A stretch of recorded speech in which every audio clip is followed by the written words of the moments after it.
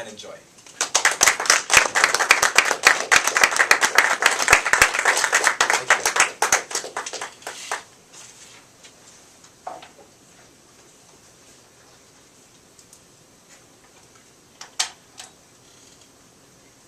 Knowing that Mrs. Mallard was afflicted with heart trouble, great care was taken to break to her as gently as possible the news of her husband's death.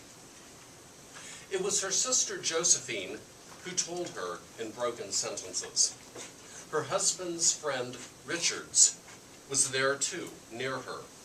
It was he who had been in the newspaper office when intelligence of the railroad disaster had been received, with Brentley Mallard's name listed as the first person on the list as having been killed. He had hastened to forestall any less careful, less tender friends in bearing the sad message. She did not hear the story, as many women have heard the same, with paralyzed inability to accept its significance. She wept at once, with sudden, wild abandonment in her sister's arms. When the storm of grief had spent itself, she went away to her room alone. She would have no one follow her. There stood, facing the open window, a comfortable, roomy armchair, into which she sank, pressed down by physical exhaustion that haunted her body and seemed to reach into her soul. She could see the open square before her house. The tops of the trees were all aquiver with new spring life. The delicious breath of rain was in the air. In the street below, a peddler was crying his wares. The notes of a distant song which someone was singing reached her faintly, and countless sparrows were twittering in the eaves. There were patches of blue sky showing here and there through the clouds that met and piled one above the other, facing her window. She sat with her head thrown back on the cushion of the chair, quite motionless, except for a sob that came up into her throat and shook her, much like a child who has cried itself to sleep occasionally sobs in its sleep. She was young, with fair, calm face whose lines bespoke repression and even a certain strength. But now there was a dull stare in her eyes, with gaze fixed away off yonder on one of those patches of blue sky. It was not a glance of reflection, but rather it indicated a suspension of intelligent thought. There was something coming to her, and she was waiting for it fearfully. What was it? She did not know. It was too subtle and elusive to name, but she felt it, creeping out of the sky, reaching toward her through the sounds, the scents, and the color that filled the air. Now her bosom rose and fell tumultuously. She was beginning to recognize that thing that was approaching to possess her, and she was striving to beat it back with her will, as powerless as her two slender hands would have been. When she abandoned herself, a little whispered word escaped her slightly parted lips. She said it over and over under her breath. Free.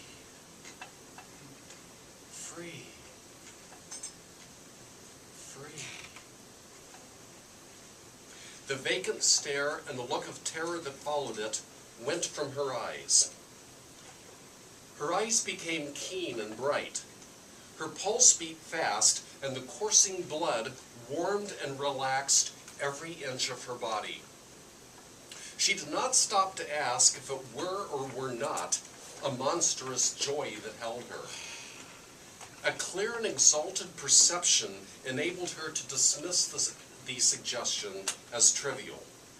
She knew that she would weep again when she saw the kind, tender hands folded in death, and that face that had never looked save with love upon her, now fixed and gray and dead.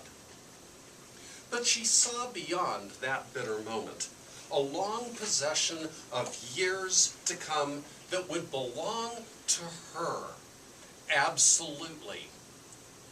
And she opened and spread her arms to welcome them. There would be no one to live for during those coming years. She would live for herself.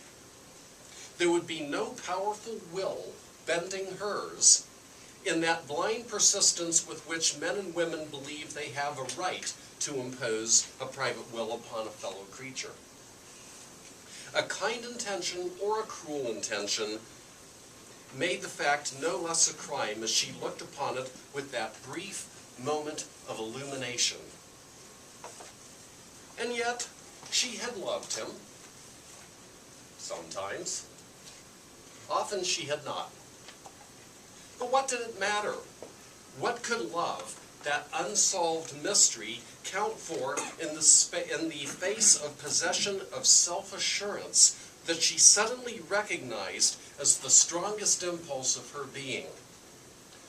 Free. Body and soul, free, she kept whispering. Josephine was kneeling before the closed door with her lips pressed to the keyhole, imploring for admission. "Louise, open the door! I beg you, open the door! You'll make yourself ill!